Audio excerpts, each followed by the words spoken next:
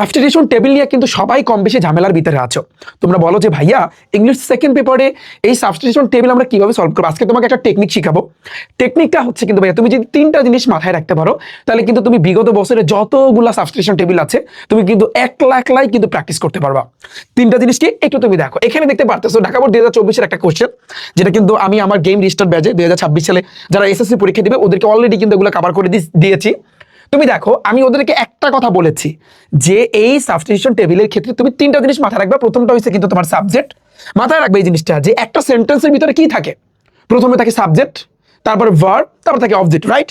সচরাচর একটা সিম্পল সেন্টেন্সে সেম ভাবে এই যে কলম, এটা হচ্ছে কিন্তু কলম এ, এই কলম এ এটাকে তোমার ধরতে হবে সাবজেক্ট, এটা মনে মনে ধরে নিবা এটা কলম বি, এটাকে তোমার ধরে নিতে ভার্ব, আর এটা হচ্ছে কিন্তু তোমার কলম সি, এটাকে তোমার মনে মনে ধরে নিতে হবে এটা হচ্ছে কিন্তু ভাইয়া অবজেক্ট।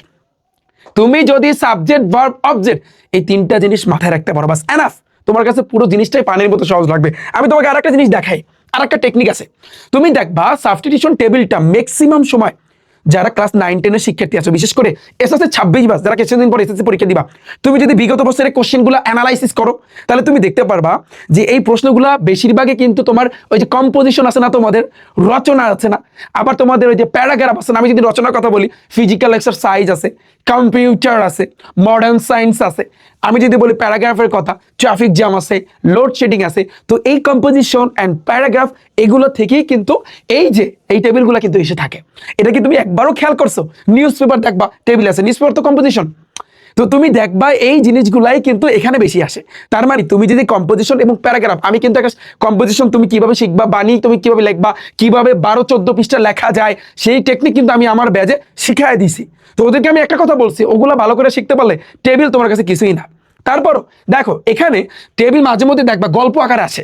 যদি গল্প আকারে আসে তাহলে যদি সাপোজ কারো কোন একটা নাম বা কারো নামে আসলো, ফর এক্সাম্পল আমি যদি তাজমহল সম্পর্কে যদি বলি, তাহলে তাজমহল সম্পর্কে যদি ফার্স্টে আসে তাহলে তাজমহল কিভাবে বানাইছে ওইটা কি আগে হইব, ওই লাইনটা কি আগে হইব, নাকি তাজমহল কবে প্রতিষ্ঠা করা হয়েছে বা কে করছে ওই লাইনটা আগে হইব? তো এখানে কিছু কিছু বিষয় আছে, এই টেকনিকগুলো কিন্তু আমি আমার প্রাইভেট ব্যাচে ওদেরকে কিন্তু ভাই শিখাই দিছি। এছাড়াও কিন্তু এই টেবিলের কিন্তু টোটাল 11টা টাইপ আছে, 11টা টাইপ আছে যা কিন্তু আমি আগের ক্লাসে কিন্তু ওদেরকে কমপ্লিট করে দিয়েছি। সো এসএসসি 26 ব্যাচ অর্থাৎ আমাদের কিন্তু বর্তমানে তোমাদের জন্য গেম রেজিস্টার ব্যাচটা কিন্তু চালু আছে। তুমি যদি এই শেষ মুহূর্তে সেরা একটা প্রস্তুতি নিতে চাও, তোমার যদি এটা টার্গেট থাকে যে না ভাইয়া আমার গোল্ডেন এ প্লাস পেতে হবে এবং পুরো বোর্ডের ভিতরে আমার টপ করতে হবে, তাহলে আমি বলবো আমাদের গেম রেজিস্টার ব্যাচটা ভাইয়া তোমার জন্য। কারণ আমাদের এইবার টার্গেট কিন্তু 100 এবার আর কোনো পিস পাওয়া হবে না। আমরা কিন্তু সেইভাবে ওদেরকে প্রস্তুতি নিয়ে দিচ্ছি।